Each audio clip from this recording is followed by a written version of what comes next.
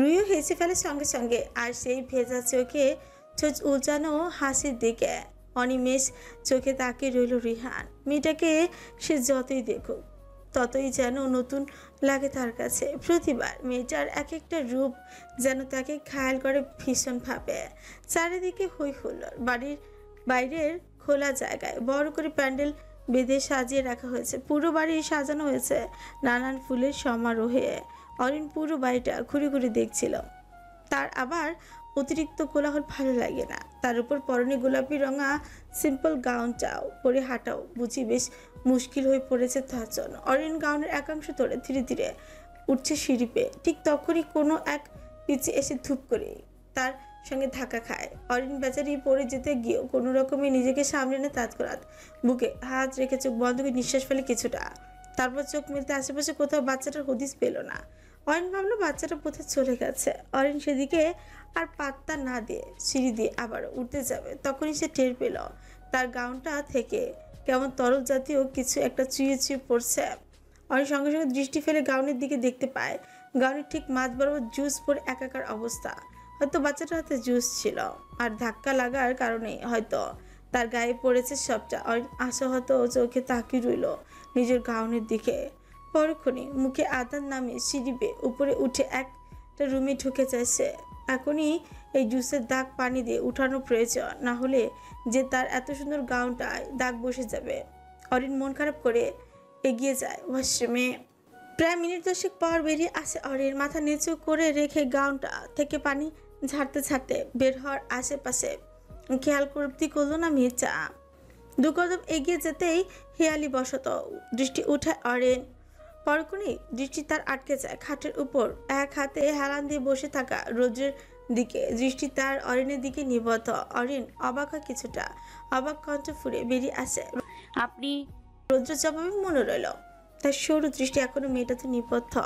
রৌদ্র উঠে গিয়ে অরিনের মুখোমুখি দাঁড়ায়। অরিনের গালে আলতো করে হাত রেখে বলে, জামাটার এই অবস্থা হলো কি করে? অরিন বোধ হয় এবার কেঁদেই ফেলবে। ঠোঁট উল্টে বাচ্চাদের মতো করে অভিযোগ দেবার ন্যায় তখনকার ঘটে যাওয়া ঘটনা সম্পূর্ণ বিবৃতি দিয়ে ছাড়ে রৌদ্রের কাছে। রৌদ্র বেশ মনোযোগের সাথে শুনল নিজের অভিমানিনীর কথা, তারপর হালকা হেসে পড়ল। ব্যাস এটুকুই? এইটুকু বিষয়ের জন্য আমার চাঁদ মুখটায় এতটা অন্ধকার নেমেছে? অরিন কপট রাগ দেখায় এবার।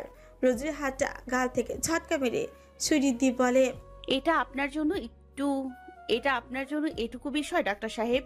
এখন যে আমি এই ভেজা জামা নিয়ে নিচে যেতে পারবো না, সেটার কি হবে? সবাই ওইদিকে আনন্দ করবে আর আমি বসে বসে মাছি দাঁড়াবো। বলে অভিমানিনী রোজকে পাশ কাটিয়ে চলে যেতে নিলে তার এক হাতের কবজি চেপে ধরে রৌদ্র। অরিন পেছনে ফিরল না। সে নিজের অভিমান দৃঢ় রেখে তাকিয়ে রইল সামনের দিকে। তা দেখে রৌদ্র মুচকি হাসল, তারপর কিছু না বলে ঝট করে মেয়েটাকে পাজা কোলে তুলে নিল। অরিন হকচকে ওঠে খানিকটা। রৌদ্র ঘাড়ের উপর হাত রেখে কপট রাগী গলায় বলল, নিচে নামান ডাক্তার সাহেব। কি করছেনটা কি? ভুলে যাবেন না এটা আমাদের বাড়ি নয়। হুট করে কেউ এসে পড়লে কি হবে বলুন তো? রৌদ্র অরিনের কথার প্রত্যুত্তরে মৃদু হাসলো। মেয়েটাকে কোলে নিয়ে বসে পড়ল বিছানায়। তারপর বলল, জানি এটা আমাদের বাড়ি নয়, তাই তো তোকে কোলে নিলাম বউজান। তাছাড়া আমি এসেই কিন্তু ভেতর দিয়ে ডোর লক করে দিয়েছি। সো বাইরে থেকে কেউ চট করে এসে ফট করে দেখে ফেলবে এমনটা হওয়ার বিন্দু মাত্র চান্স নেই। অরিন সাথে সাথে দৃষ্টি ফেলে দরজার দিকে। ঠিকই তো, দরজা তো ভেতর থেকে লাগানো। সে তবু কপট ভাব দেখিয়ে বলল, তাতে কি?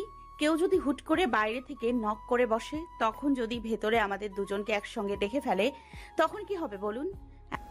রৌদ্র এবার সরু চোখে তাকায় অরিনের দিকে।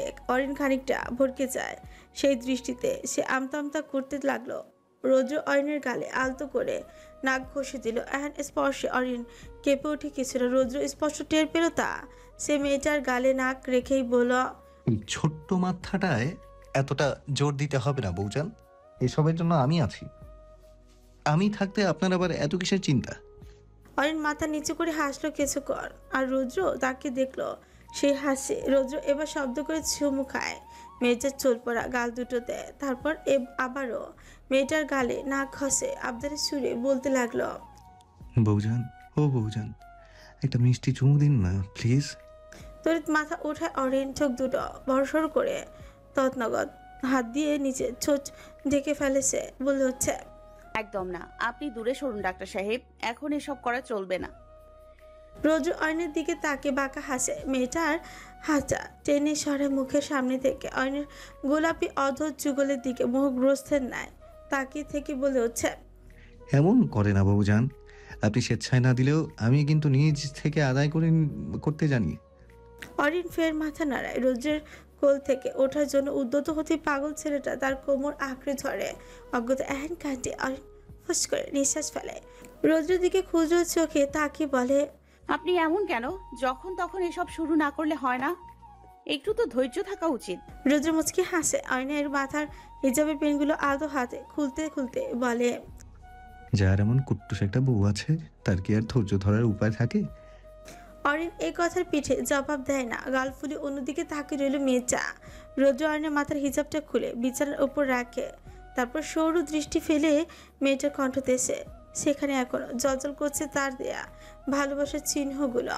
রোদ্র আলতো হাসলো। পাঞ্জাবির পকেট থেকে একটা মলম বের করে হাতে নিল। সেখান থেকে একটু মলম বের করে আঙুলের জগায় তুলে অয়নের কণ্ঠ দেশে লাগিয়ে দিল। যেখানটায় কালচে দাগ বসে আছে একটুখানি মলম লাগিয়ে দেয়। অরিন তৎক্ষণাৎ চোখ কুচকে ফেলে, খামচে ধরে রৌদ্রের উড়ুও, দাঁতে দাঁত চেপে ধরে মৃদু জ্বলনিতে। রৌদ্র বুঝলো মেয়েটার কষ্ট। সে আলতো করে ফু দিতে লাগলো জায়গাটায়। খানিক্ষণ বাদে হাতের কাজ শেষ হতে রৌদ্র অয়নের মুখটা নিজের দিকে ফেরায়। অয়নের ললাটের উপর আছড়ে পড়া চুলগুলো আঙুলে ডগা সাহায্যে কানের পিঠে গুঁজে দেয়। তারপর মেয়েটার ললাটে গাঢ় চুমুন এঁকে দেয় সে। অরিন চোখ বন্ধ করে নেয় প্রশান্তিতে। সে যতই মুখে মুখে মানুষটার কাছ থেকে দূরে থাকার কথা বলুক না কেন, মনটা তো তার তখনই শান্ত হয় যখন মানুষটা তার সামনে থাকে। এই মুহূর্তে অরিনের ঠিক কি হলো কে জানে। সে তার সকল লাজ লজ্জাগুলো এক প্রকার চুলোই দিয়ে চাপড়ে ধরে রুদ্রকে। রুদ্র অবাক হয় না একটুও। তার চোখে মুখে লিপটে আছে প্রাপ্তির হাসি। সে বুঝি জানতই তার সঞ্চয় এমন কিছুই একটা করবে। সে অরিনকে জড়িয়ে রাখে নিজের বুকের মাঝে। মেয়েটার মাথার উপর কয়েকটা চুমু দিতেও ফুলে না ছেলেটা। কিয়ৎক্ষণ বাদে অরিনের থিমি কঞ্চ ভেসে আসে রোদ্রের কর্ণকুহুরে। অরিন বলে ভালোবাসি। এ পর্যায়ে রোদ্রের ঠোঁটে দেখা মিলে এক মনোমুগ্ধকর হাসির ঝলক। সে অরিনকে আরেকটু চেপে ধরে মোলায়েম কণ্ঠে বলে আমিও ভালোবাসি আমার বউজানকে। অরিন রোদ্রের বুকে থেকে মুচকি হাসে। কিছুক্ষণ বাদে রোদ্রের বুকে হতে মাথা উঠিয়ে অরিন বলে অনেকক্ষণ তো হলো ডাক্তার সাহেব, চলুন এবার নিচে যাওয়া যাক। রুদ্র মাথা নাড়ায়। অয়নের ঠোঁটের দিকে ইশারা করে বলে হচ্ছে আগে পাওনা বুঝিয়ে দিন বউজান, তারপর যেখানে বলবেন যাব। অয়ন আলতো হাতে কপাল চাপড়ায়। রোদ্রের দিকে কপট রাগী ভাব নিয়ে বলে ঠিক আছে, করুন না যা করার। রোদ্র বাঁকা হাসে। অরিনকে কোলে রেখে নিজের কোমরের পেছন থেকে একটা শপিং ব্যাগ বের করে আনে। তারপর সেটা অরিনের সামনে দিয়ে বলে যা চেঞ্জ করে আয়। অরিন হতবিহ্বল হয়ে তাকিয়ে রইল রোদ্রের হাতে থাকা শপিং ব্যাগটির দিকে। অবাক হয়ে জিজ্ঞেস করল কি এটাতে? তোর কাপড়। আমার কাপড় মানে? কোথা থেকে এলো? সেটা জেনে আপনার কি কাজ বউজান? আপনি শুধু গিয়ে পাল্টে আসুন। যদি তাও করতে ইচ্ছে না করে তাহলে বসুন, আমি নিজেই আপনাকে চেঞ্জ করিয়ে দিচ্ছি। এই বলে রৌদ্র শপিং ব্যাগটা খুলতে যাবে অমনি কিঞ্চিৎ চিৎকার দিয়ে ওঠে অরিন। হকচকি উঠে বলতে থাকে না না না, আমারটা আমি চেঞ্জ করতে পারবো। রৌদ্র হাসলো চোখে কিছুটা, দু হাত পেছনের দিকে নিয়ে কিঞ্চিৎ হেলান দিয়ে বলল ঠিক আছে, এখন না হয় মেনে নিলাম, কিন্তু কথা দিচ্ছি সানশাইন, যখন থেকে তুই পুরোপুরি আমার হবি তখন থেকে এইসব কাজ আমিই করব। এমন কথা ফ্যালফ্যাল করে তাকিয়ে রইল অরিন। রৌদ্র এমন তাকানো দেখে দুষ্টু হাসলা। ইশারার মুখভঙ্গিতে চুমু দেখিয়ে চুট কামড়ে ধরল নিজের। এমন কাণ্ডে অয়নের মাথা নিচু হয়ে আসলো। তাৎক্ষণিক লজ্জা পায় না সে মূর্ছা যেতে। তখনই রৌদ্র খেকিয়েছে হেই, এখন এমন লজ্জা পেরে ভাঙাবো কিভাবে আমি? বোনের শ্বশুর বাড়ি এসে বাসর করে ফেললে নিশ্চয়ই এটা খুব ভালো দেখাবে না, তাই এখন এতটা লজ্জা পেও না বউজান। এহেন কথা কর্ণ করে পৌঁছাতে লজ্জা কাঁদটা ছাঁচা করে ওঠে অরিনের। গাল দুটো হয়ে ওঠে ইচ্ছলাল। সে তৎক্ষণাৎ উঠে দাঁড়ায় রোদ্রের কোল থেকে। শপিং ব্যাগটা বুকের কাছে চেপে ধরে হাঁটা ধরে ওয়াশরুমের দিকে বিড়বিড় করে বলতে থাকে। লজ্জা একটা।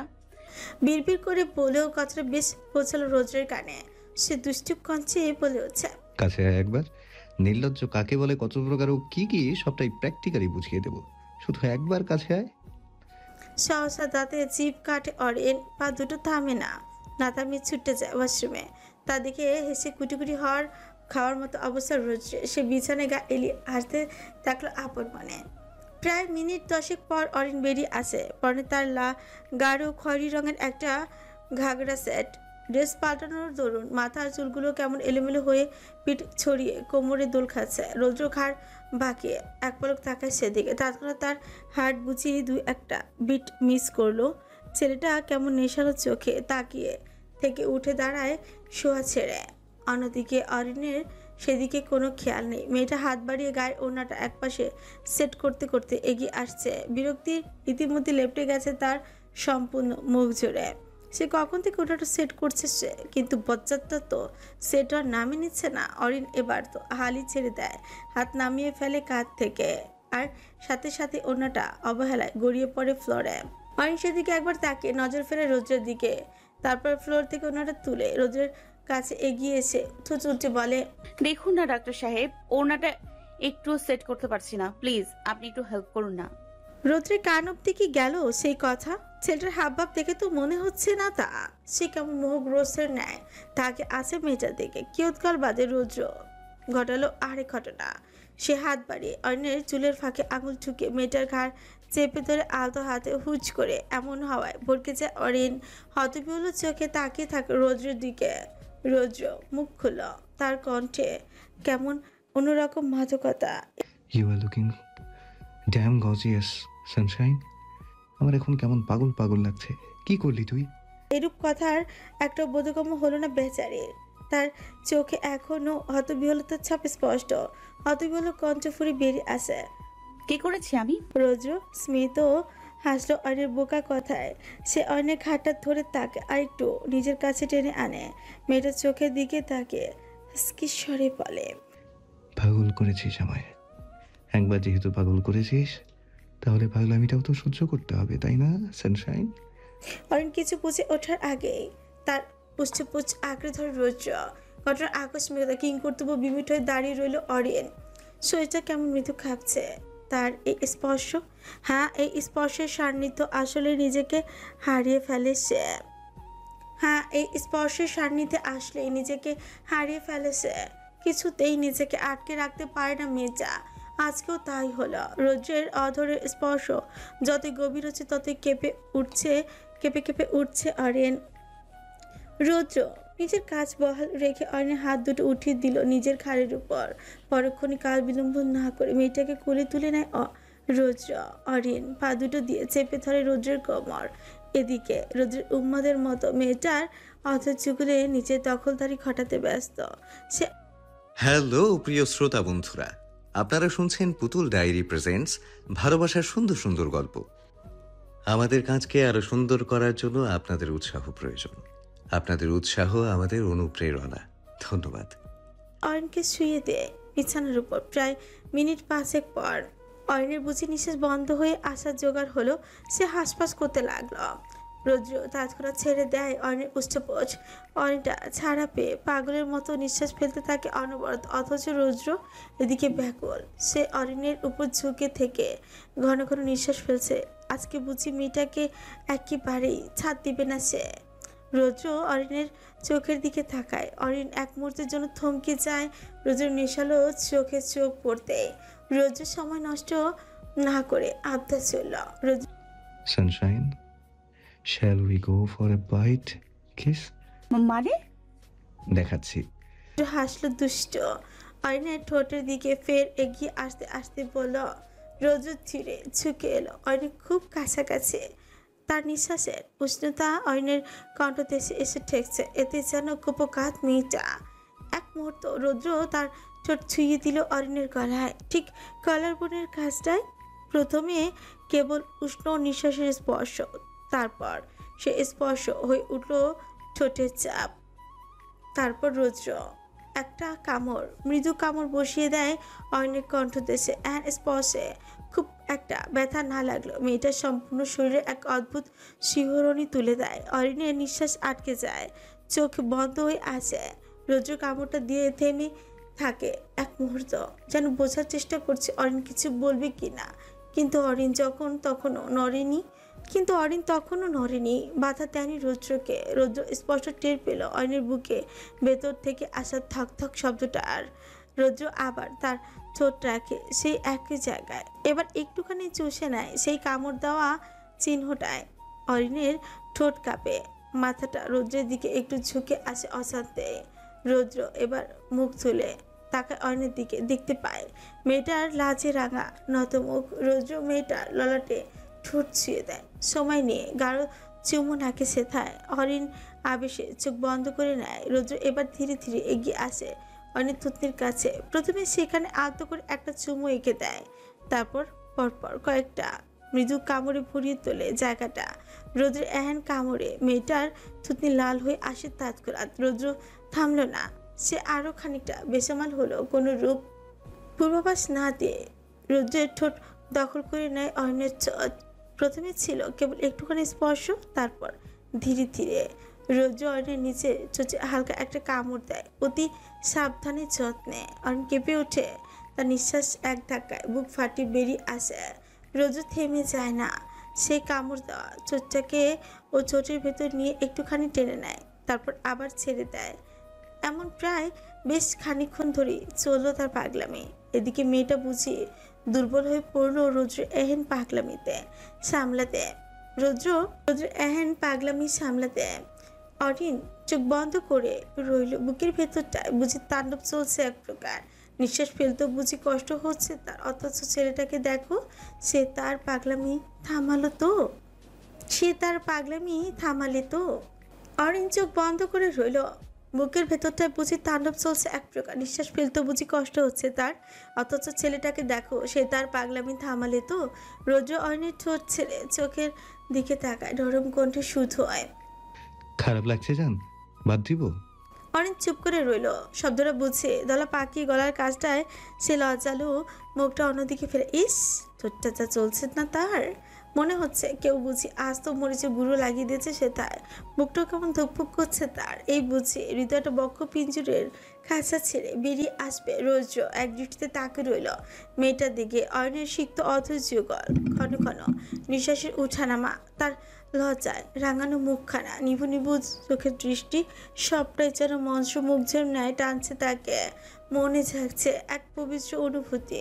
রৌদ্র ফাঁকা ঢোক গিরে হুট করে গলাটা কেমন শুষ্ক হয়ে উঠেছে তার। সে জিভ দিয়ে শুষ্ক উষ্ঠপুচ্ছ খানিকটা ভিজিয়ে নেয়। অরিনের উপরে আরেকটু ঝুঁকে এসে হাসকি স্বরে বলে, সানশাইন। অরিন ছট করে চোখ দুটো বন্ধ করে নেয়। না, এই মানুষটার চোখের দিকে কিছুতে তাকাবে না সে। এই চোখগুলো যে কোনো সাধারণ চোখ নয়। এই নয়নে রয়েছে এক অসীম ক্ষমতা, যা কিনা তাকে নেশা দড়ি দিতে সক্ষম। অরিন অন্যদিকে মুখ ঘুরিয়ে চোখ বন্ধ করে আছে। রৌদ্র এবার অস্থির হলো। মেয়েটার থুতনিতে আঙ্গুল ঠেকিয়ে মুখটা নিজের দিকে ফেরালো, নেশালো কঞ্চে বলল, চোখ খোল সানশাইন। অরিনের কি হলো খেয়ে জানে। সে কেমন বাধ্যের ন্যায় তৎক্ষণাৎ চোখ মেলে তাকালো, দেখতে পেল তার মুখের উপর ঝুঁকে থাকা রৌদ্রের সুশ্রী মুখখানা। অরিন মন্ত্রমুগ্ধের ন্যায় তাকে রইল সেদিকে। কিয়ৎক্ষণ নীরবতা চলল এই বদ্ধ প্রেমিক দ্বয়ের মাঝে। তারপর আবার তার মত্ত হলো অধর সুধা পানে। এবার অরিনও একটু বাধা দিল না রৌদ্রকে, বরং সেও নিজ থেকে মত্ত হলো উষ্ঠপুটের কাছে। রৌদ্র চোখ বন্ধ রেখে ব্যস্ত মেয়েটার উষ্ঠের ভাঁজে। তার হাতগুলো বুঝি থেমে নেই, তারা অবাধ্যের ন্যায় বিচরণ চালালো অরিনের সর্বাঙ্গ জুড়ে। এহেন অবাধ্য স্পর্শ একেবারে খুব কাঁধ মেয়েটা। তার সর্বাঙ্গ জুড়ে চলছে এক অন্যরকম নাম না জানা শিহরণ। মন থেকে চাইলেও বাধা দিতে পারছে না সে। রৌদ্রের হাত যখন তার কোমরে পৌঁছালো, তখনই সে খামচে ধরল রৌদ্রের ঘাড়। সেটা বুঝি এতে আরেকটু পাগল হলো। উম্মাদের মতো অরিনের উষ্ঠপুচ্ছে নিজের দখলদারি বজায় রেখে মেয়েটাকে কোমর চেপে ধরল। অরিন আর সহ্য করতে পারল না। সে তৎক্ষণাৎ নিজের উষ্ঠপুট ছাড়িয়ে নেয় রৌদ্রের কাছ থেকে। চোখ মুখ একরাশ উন্নয়নে লিপটে বলে, প্লিজ এমন আর না, আমরা। বেচারি কথাটাও শেষ হলো না, তার আগে আলতো হাতে তার চোয়াল চেপে ধরে রৌদ্র অরিনের চোখের দিকে নেশালো চোখে তাকে ভ্রু বুঝতে নেয়। বলল, আই কান্ট স্টপ নাও জান, প্লিজ আমায় আটকাস না। কথাটা শেষ করে অরিনের দু হাত উঠিয়ে উপরে বিছানার সঙ্গে চেপে ধরে রৌদ্র অন্য হাতে অরিনের চোয়াল আলতো করে চাপ দিয়ে ঠোঁট দুটো খানিকটা ফাঁকা করে নেয়। তারপর আবারও নিজের অধর যুগলের মাঝে অরিনের পাতলা অধরজোড়া টেনে নেয় গভীর আসলে এসে। অরিন প্রথম প্রথম কিছুটা নাড়াচাড়া করলেও এমন করে এখন কেমন একেবারে শান্ত হয়ে পড়লো। রৌদ্র অরিনের নিচে ছোটটা একবার নিজের ঠোঁটের ভেতর টেনে নেয়, আরেকবার ছেড়ে দেয়। এমনটা বেশ কয়েকবার করলো সে। পরক্ষণে কেমন অদ্ভুত মোহনীয় কণ্ঠে বলল, উফ, it's turning me on sunshine. Arin লজ্জা হাসপাস করতে লাগলো। চোখ দুটো সেই যে কখন থেকে কুচকে রেখেছে তার আর ইয়াত্তা নেই। অরিন নিজের হাত দুটো ছাড়ানোর বৃথা চেষ্টায় তৎপর, অথচ ছেলেটার সেদিকে কোনো ভ্রুক্ষেপ নেই। সে ধীরে ধীরে নিজের মুখটা নামালো অরিনের কণ্ঠদেশে। সেখানটা ইতিমধ্যে লালচে কালচে দাগে পরিপূর্ণ। রৌদ্র হেসে ফেললো তা দেখে। মনে মনে নিজের এহেন পাগলামির জন্য নিজেকে গালমন্দ করলো খানিকটা। তারপর ধীরে ধীরে চুমু বসায় মেয়েটার কণ্ঠদেশে। শোভা পড়ছে দাগগুলোর গায়ে। অরিন আরেকটু মুচড়ামুচড়ি করলো। হয়তো এরূপ স্পর্শ নিজেকে পাগল পাগল লাগছে। রৌদ্র তার কাজ বহাল রেখে ধীরে স্বরে বলল, এগুলো স্বাভাবিক বিষয় সানশাইন, প্লিজ একটু শুয়ে নে। অজ্ঞতা এহেন বাক্য কর্ণগোচর হওয়া মাত্রই থেমে গেল অরিন। ঠোঁট কামড়ে ধরল নিজের বুকটা সহ সারা শরীর কাঁপছে তার। চোখ খোলা তো একেবারেই দায় হয়ে পড়েছে এই মুহূর্তে। সে চুপ করে অনুভব করতে লাগলো রৌদ্রের বেহা স্পর্শগুলো। রৌদ্র অরিনের কলার বনে মৃদু কামড় বসায়, তারপর আবার সেখানে জিভ ছোঁয়ায়। নিজের এহেন পাগল করা স্পর্শে অদ্ভুত গোঙানি শব্দ ভেসে আসে অরিনের মুখ থেকে। রৌদ্র থামলো না। সে একে একে নিজের দেয়া দাগগুলোর উপরই আলতো করে ঠোঁট জিভ ছোঁয়ায়। কখনো কখনো মৃদু শুষে নেয় জায়গাগুলো। অরিন মোড়ামুড়ি করতে থাকে অনবরত, অথচ সেদিকে একেবারে ভ্রুক্ষেপহীন রৌদ্র।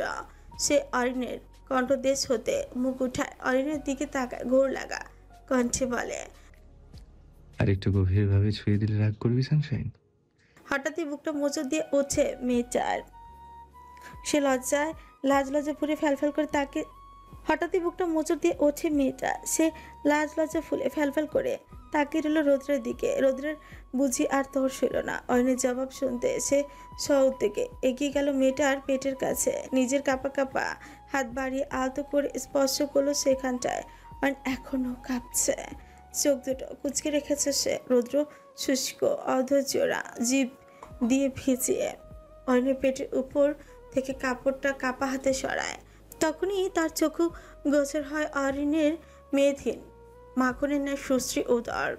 রৌদ্র তৎক্ষণাৎ চোখ দুটো বন্ধ করে পেছনে হেলে পড়ে, ঠোঁট কামড়ে ঘন ঘন নিঃশ্বাস ফেলতে থাকে অনবরত। এক হাত চুলের মুঠো মুষ্টি, এক হাত তার চুলে মুষ্টিবদ্ধ, অন্য হাতে বুকের কাছটা চেপে ধরে। অরিন হকচকে উঠে রুদ্রের এহেন কাণ্ডে। সে তড়িৎ ছোঁয়া থেকে উঠে বসে রুদ্রের পাশে। রৌদ্রের উপর হালকা ঝুঁকে এসে তার গালে মৃদু চাপড় দিয়ে বিচলিত হয়ে বলতে থাকে, এই কি হয়েছে আপনার? ডাক্তার সাহেব, আপনার কি হলো? কথা বলুন। অরিনের এমন বিচলিত কণ্ঠে কানে পৌঁছতে চোখ মেলে রৌদ্র মেয়েটার দিকে। এক পলক থেকে হুট করে তাকে জড়িয়ে ধরেছে হঠাৎ আক্রমণে।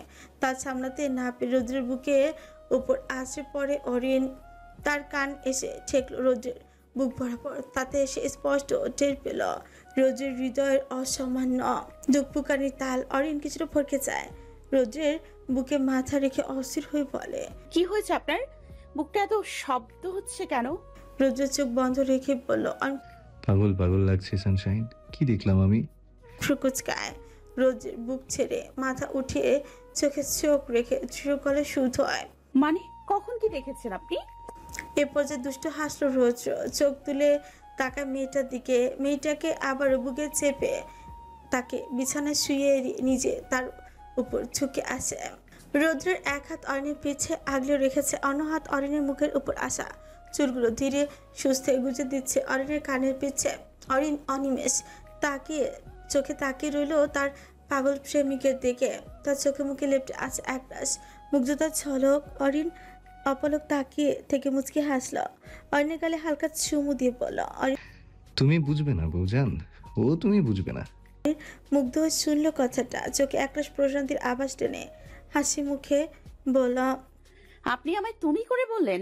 রৌদ্রের প্রতি উত্তরে ঠোঁচ কামড়ে হাসে অরিনের। টোল পরে গাল দুটোতে পরপর দুটো চুমুকে ফের আদুরি কণ্ঠে আবদার ছড়ে, জি বৌজান, শুধু আমি না, এখন থেকে তুমিও আমায় তুমি করেই বলবে।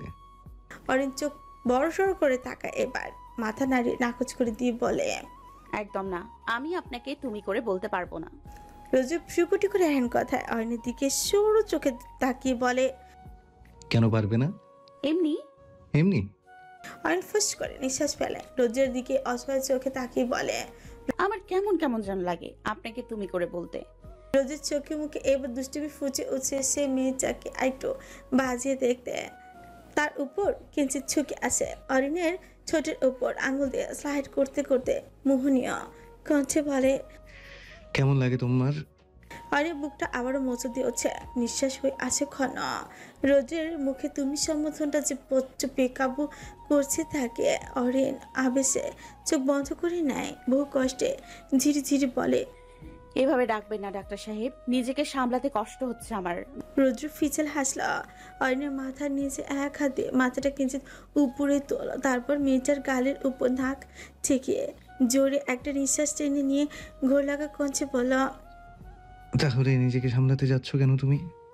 ছেড়ে দাও না এই বৃথা চেষ্টা, আমার বউজানকে আমিই সামলে নেব।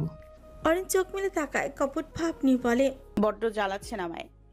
যদি বলি তোমায় জ্বালাতে আমার ভীষণ ভালো লাগে।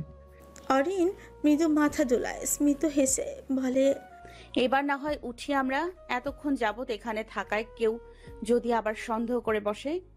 রৌদ্র অরিনের গালে নাক ঘষে আলতো করে, তারপর তার উপর থেকে উঠে বসে রৌদ্র অরিনের হাত ধরে তাকে উঠে বসিয়ে দেয় নিজের পাশে। আশেপাশে নজর বুলে ড্রেসিং টেবিলের উপর থেকে একটা চিরুনি নিয়ে ফিরে আসে অরিনের কাছে, অরিনকে পেছনের দিকে ঘুরিয়ে বসে নিজেও সযত্নে মেয়েটার চুলগুলো আঁচড়ে দিতে লাগলো রৌদ্র। অরিন মুচকি হাসলো, অরিন মুচকি হেসে উপভোগ করছে রৌদ্রের কর্মকাণ্ডগুলো। খানিক বাদে রৌদ্র অরিনের চুলগুলো বেঁধে দেয় সুন্দর করে, তারপর অরিনকে নিজের দিকে ফিরিয়ে অরিনের মুখটা নিজের খসখসে দুহাতের আঁচলায় তুলে নিয়ে দৃঢ় একটা চুমু বসায় তার ললাটে।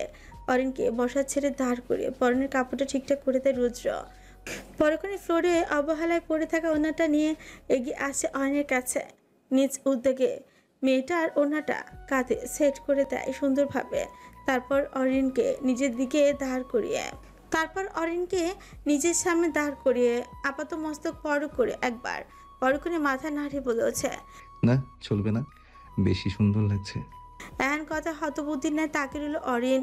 কিছু একটা বলতে যাবে তার আগেই রৌদ্র তাকে পাশ কাটিয়ে খাটের উপর থেকে পড়ে থাকা হিজাবটা হাতে তুলে নেয়, তারপর সেটিকে অরিনের দিকে এগিয়ে দিয়ে বলে, নে, এটা সুন্দর করে পরে নে। অরিনও আর কিছু না বলে বাধ্য মানুষের মতো হিজাবটা নিয়ে নেয়, ড্রেসিং টেবিলের সামনে গিয়ে ধীরে ধীরে বাঁধতে থাকে হিজাবটা। আর রৌদ্র সে পেছনে দাঁড়িয়ে ড্রেসিং টেবিলের আয়নায় গভীর মনোযোগে তাকিয়ে আছে অরিনের দিকে। হয়েছে? হিজাব পেতে পরিপাটি হয়ে প্রশ্ন ছিল অরিন। রৌদ্রের দিকে তাকিয়ে রইল জিজ্ঞাসা চোখে, হয়তো অপেক্ষা করছে রৌদ্রের জবাবের। রৌদ্র এক দৃষ্টিতে তাকিয়ে রইল মেয়েটার দিকে, কিয়ৎকাল বাদে ধীর পায়ে এগিয়ে আসে অরিনের কাছে। মেয়েটা আদরে মুখখানা চিবুক আঙুল ছেঁকিয়ে খানিকটা উঁচু করে বলে উঠছে, এতটা সুন্দর হলে কিভাবে হবে বউজান? আমি তো কন্ট্রোললেস হচ্ছি। লজ্জা পেল অরিন, মুখটা তৎক্ষণাৎ নামিয়ে নিল সে চোচের কোণে, দেখা মিল লজ্জারও হাসের। রৌদ্র মৃদু হাসল, অরিন হাতের কবজি চেপে এগিয়ে গেল দরজার দিকে, কিন্তু মাঝপথে অরিন থেমে গেল হুচ করে। অমন দাঁড়িয়ে পড়ায় ফ্রুকুটি করে রৌদ্র অরিনের দিকে তাকে ইশারা চিস করে। কি হলো? অরিন কোনরূপ ভনিতা না করে রৌদ্রের কাছাকাছি এসে দাঁড়ায়, নিচ থেকে হাত বাড়িয়ে আলতো স্বরে বলল, আমায় খানিকটা উঁচু করে তুলুন তো। এমন কথায় বেশ অবাক হয় রৌদ্র, এটা কি সত্যি শুনলো সে? মেয়েটা কি না নিজ থেকে এমন কথা বলছে তাকে? রৌদ্র কোনরূপ কালবিলম্ব না করে এক হাতে অরিনের কোমর জড়িয়ে তাকে খানিকটা উঁচু করে তোলে। অরিনের আজ কি হলো কে জানে। এই মুহূর্তে মেয়েটা চোখে মুখে নেই লজ্জার বিন্দু মাত্র ছাপ। রৌদ্র অবশ্য এতে অবাকের পাশাপাশি কৌতূহল হলো সে বচে। সে চুপ করে অপেক্ষা করলো মেয়েটার পরবর্তী কর্মকাণ্ড দেখে যাবার। অরিন হাত বাড়িয়ে রৌদ্রের পরনের পাঞ্জাবির কলারের গলাটার কাছে খুলে রাখা বোতামগুলো একে একে আটকে দিল, তারপর রৌদ্রের মাথার এলোমেলো চুলগুলো চিকন আঙুলের সাহায্যে গুছিয়ে দিল কিছুটা। রৌদ্র অভিভূত দৃষ্টিতে তাকে রইল মেয়েটার পানে। পরক্ষণে তার কানে এলো অরিনের নিখাত অধিকার মাখা বাক্য। নিয়ম শুধু আমার জন্যই বরাদ্দ হবে কেন? আমার সবটা সৌন্দর্য যদি আপনার জন্য তোলা থাকে, তাহলে আপনার সকল সৌন্দর্যও তো আমার জন্য তোলা থাকা প্রয়োজন, তাই না? রুদ্র মুগ্ধ হাসল। অরিনের কপালে ঠোঁট ছুঁয়ে রাখলো বেশ কিছুক্ষণ। অরিন আবেশের চোখ বন্ধ করে রাখে। তার এক হাত রোজের বুকের উপর, অন্য হাত রোজের ঘাড়ের পেছনে রাখা। রৌদ্র সময় নিয়ে নিজের ঠোঁট সরিয়ে আনে অরিনের ললাট থেকে। তারপর নরম সুরে বলল, Now I'm finally getting that just married feeling.